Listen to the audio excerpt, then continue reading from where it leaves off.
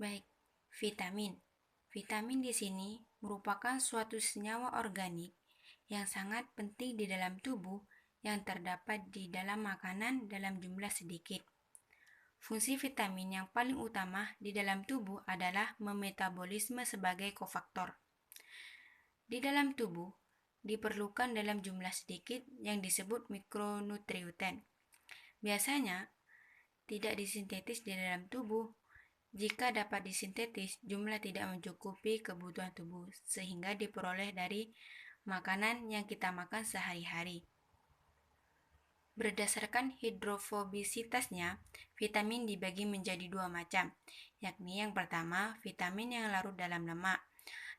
Contoh seperti A, D, E, K, dan yang kedua, vitamin yang larut dalam air yang terdiri dari B kompleks dan C. Fungsi vitamin. Fungsi vitamin merupakan untuk melangsungkan pertumbuhan normal, memelihara kesehatan tubuh sebagai antioksidan terhadap racun, dan sebagai katalisator. Baik, di sini vitamin yang larut dalam air. Yang pertama adalah tiamin, vitamin B1. Tiamin tersusun dari pirimidin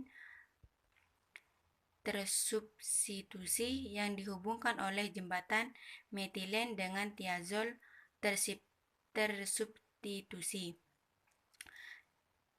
Tiamin terdapat di dalam otak dan hati. Segera diubah menjadi TPP, tiamin piropostat, oleh enzim tiamin di fosfotransferase. Reaksi membutuhkan ATP, berperan penting sebagai koenzim dekarboksilasi senyawa asam keto. Dan vitamin yang kedua adalah riboflavin, vitamin B2, merupakan nutrisi yang sangat penting bagi perkembangan jaringan tubuh, produksi sel darah merah, dan membantu pelepasan energi yang bersumber dari protein. Sumber riboflavin berasal dari produk susu. Hampir semua sayuran hijau dengan kacang-kacangan mengandung B2. Vitamin B2 berfungsi sebagai koenzim yang berperan dalam metabolisme energi pernapasan dan penting untuk kesehatan kulit. Yang selanjutnya vitamin niacin, vitamin B3. Apa sih niacin? Niacin dapat merupakan nikotinamid atau asam nikotinat. Nikotinamid dan asam nikotinat sebagai sumber vitamin B3. Sumber makanan yang mengandung niacin berasal dari jamur, kacang-kacangan, ikan salmon, dan lain-lain. Fungsi niacin sendiri berperan penting dalam metabolisme karbohidrat, kesehatan kulit, rambut, dan kuku, mengurangi kolesterol, mengobati penyakit pellagra, mengobati radang sendi, dan diabetes. Dan selanjutnya adalah asam pantotenat, vitamin B5. Berasal dari beta-alanin dan asam pantoat.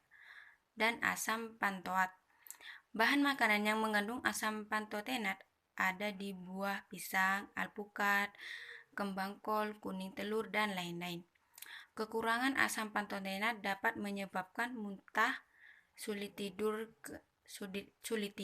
dan kelelahan, sementara bila kelebihan akan menimbulkan diare dan perut kembung. Fungsi vitamin B5 membantu enzim dalam proses hidrat dan arang menjadi energi, menjaga kesehatan syaraf otak. Pyridoxalat fosfat, vitamin B6, terdiri atas derivat pirimidin yang berhubungan erat yaitu pyridoxin, pyridoxal, serta pyridoxamin, dan derivat fosfatnya yang bersesuaian.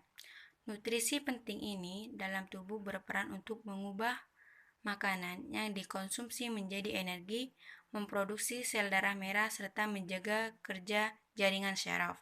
Vitamin B6 dapat diperoleh dari daging, kentang, bayam, sawi, dan masih banyak lagi. Bagi yang kekurangan vitamin B6, dapat menimbulkan susah tidur, lemas, dan sifat lekas marah. Dan apabila memiliki tinggi vitamin B6 dalam waktu yang lama dapat menimbulkan kerusakan sel saraf. Vitamin selanjutnya adalah vitamin biotin, vitamin B7, merupakan derivat imidazol yang tersebar luas dalam berbagai makanan alami. Biotin, vitamin B7 merupakan atau sering disebut juga sebagai vitamin H, merupakan koenzim yang membantu metabolisme asam lemak, leusin, dan karbohidrat. Fungsi biotin diantaranya membantu sintesis karbohidrat dan lemak, meningkatkan metabolisme energi, membantu sintetis asam amino dan glukosa. Untuk selanjutnya adalah ada vitamin asam fosfat, vitamin B9, merupakan vitamin yang diperlukan untuk replikasi sel dan pertumbuhan. Vitamin B9 ini sangat penting bagi perkembangan janin dan diperuntukkan untuk ibu-ibu hamil.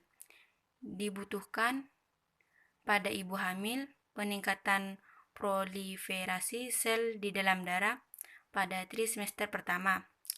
Asam folfat sangat sensitif terhadap cahaya, oksigen, dan suhu tinggi. Sumber terbaik untuk folat adalah sayur-sayuran, khusus yang berwarna hijau, daging, dan susu sedikit mengandung asam folfat.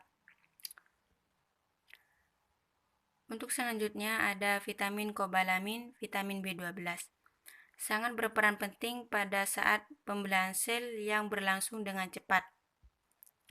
Vitamin B12 memelihara lapisan yang mengelilingi dan melindungi sel syaraf dan mendorong pertumbuhan normal.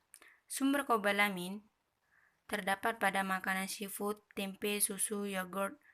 Kekurangan vitamin B12 dapat menimbulkan penyakit kekurangan darah, anemia, dan juga dapat mempengaruhi sel syaraf. Struktur terdiri dari cincin tetrapirol membentuk kompleks dan di tengah cahaya terdapat kobalt. Vitamin dengan struktur paling besar dan paling kompleks. Asam askorbat, lebih dikenal dengan sebagai vitamin C, berasal dari glukosa, dari siklus asam uronat berbentuk.